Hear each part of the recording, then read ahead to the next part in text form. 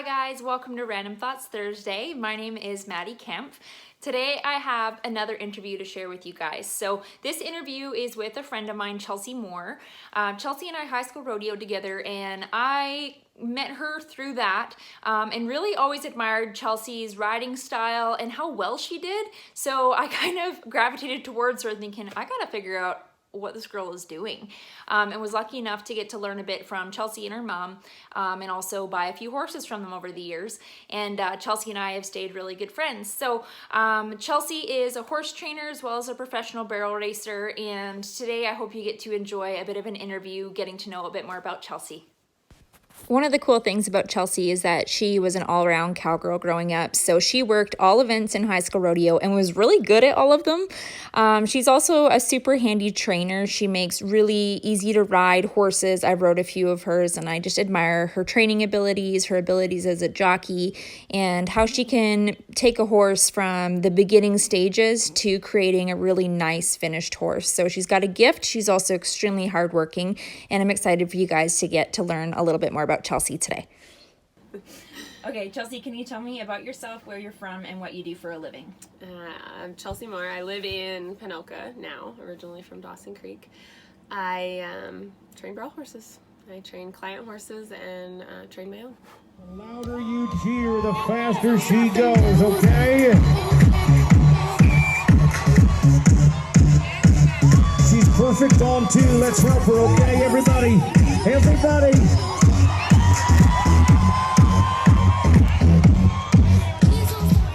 15.713. She needed it. She's happy and she should. So you came from a rodeo family. Can you tell me a little bit about your family's background in rodeo? Yeah, I did. We've had horses my whole life. I've known nothing else. My dad, we owned a cutting horse stud. My grandpa owned in the 70s, and he was world champion cutting horse, and we grew up on horses and that bloodline, and just my dad ropes still, and my brother still bulldogs and ropes, and my mom ran barrels, and that's all we've ever done. And our Futurity? Yeah, go on, Chels, go! Look up! Yeah, go! Good job, Chelsea, go on. Yeah, Chelsea! And Chelsea's time today. 983. Great job. So you grew up working numerous rodeo events. Which events were those, and did you have a favorite? I definitely did. I missed college and high school a lot because I tied goats and breakaway ropes, team roped, run barrels, and pulls. I loved tying goats. It was kind of my thing. I was really good at it, and I roped really good. And yeah, I didn't really want to be a barrel racer. It was just kind of an all-around thing. So I did it because I needed to. And now one day I was like, if I want to rodeo forever, I better be a barrel racer. So I kind of changed my focus, and I still like to help kids. I love to put on clinics and teach a lot of goat tying. I help a lot of kids. Kind of keeps me, I can tie some goats every now and then because I do miss it all the time. But those are definitely the days for me. Let's do it, Chelsea! Oh! This might be it. If she can leave it standing, we may have a new leader!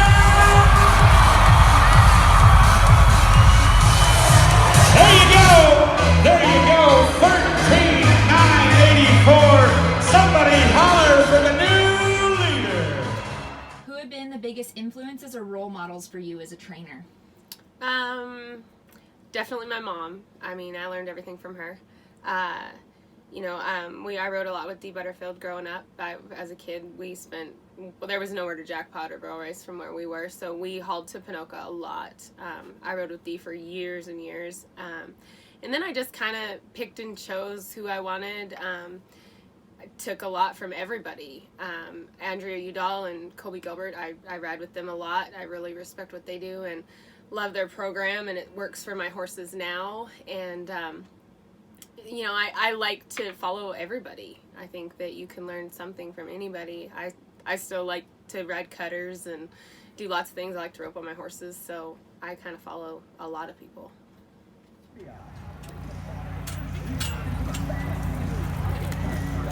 And she's underway with a turn to the right and a couple of left-hand turns to follow. All right, this time, ladies only. All the ladies get ready. Let's ride with her right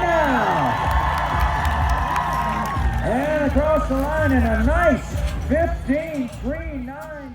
Do you have a highlight or favorite part of your rodeo career so far that stands out for you?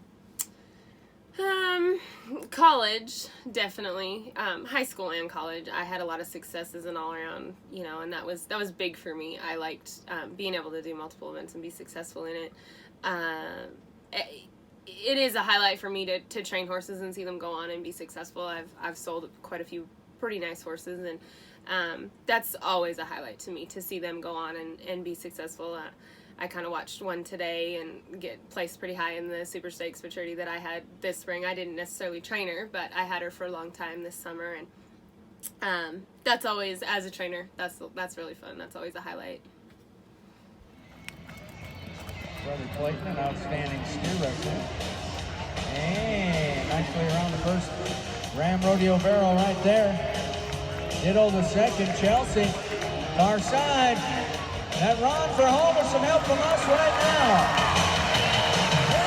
He's in at 17. What do you like a colt to have as a foundation before taking them to the barrel pattern?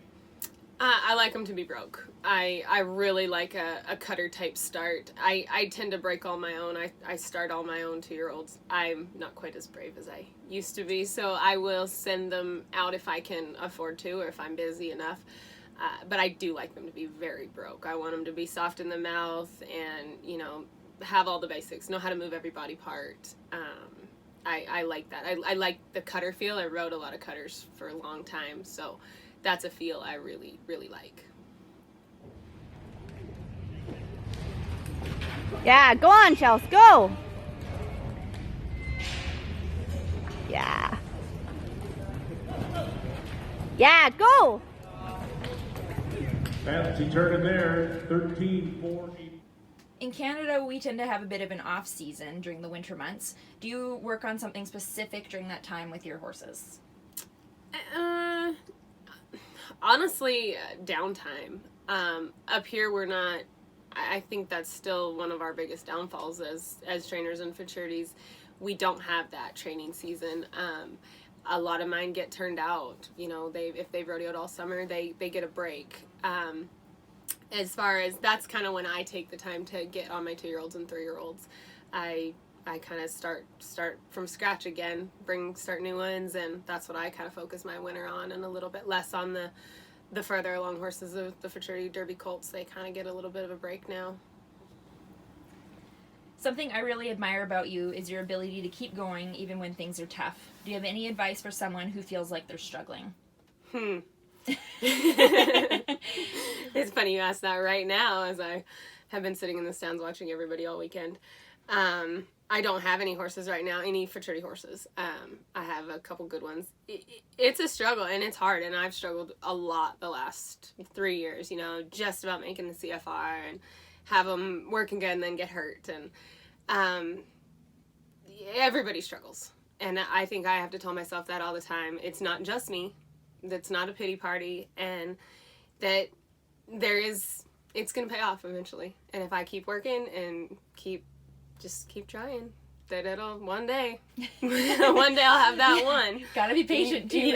Yeah. So yeah, it's just, I mean, it gets me down. I mean, there's days where I just want to sell them all and buy a boat, but it's just, you know, I mean, everybody's gone through it. I think every trainer, every NFR barrel racer, and I just tell myself, yeah, I'll find that one and it'll work and it'll happen, and that's kind of what keeps me going. And I like the babies. I think the winter time up here, going back to the last question, helps me a lot because it puts things into perspective. I go back and you don't expect as much out of a colt. So when you get on a baby and they take 2 steps that you ask them to do, and you know, it's a highlight, it's a reward, and it puts things into perspective as to what we expect and what we want, and are we really struggling, or what's our focus for that time. So I do like to go back to the babies because they make me feel like I maybe know what I'm doing a little bit. Yeah. Grade gelding, owned and ridden by Chelsea Moore.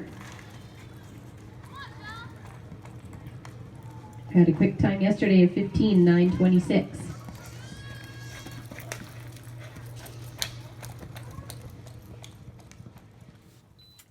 So if anyone wants to follow you and your journey on social media, where can they do that? Facebook. I use Facebook more for my business. I post a lot of for sale horses, and client horses and things like that. I just got Instagram. I felt like I maybe was the last person in the world that didn't have it. So Pretty much. Yeah, so I did venture into that world. I do have Twitter. I'm kind of on all of them, but I do use Facebook as a business tool to showcase horses and things like that. So that's kind of one of my main ones to go to. Okay, and I'll put your links to your social media accounts in the description of the video as well, Sure. so people can find you. Awesome. Well, thanks for your time today, Chelsea. We appreciate it. And welcome to your Thursday video that you get to be a part of. Yeah, thanks for picking me. Well, thanks for watching Random Thoughts Thursdays, the interview with Chelsea Moore. I hope that you guys enjoyed that. And if you're liking these videos, please subscribe to my channel.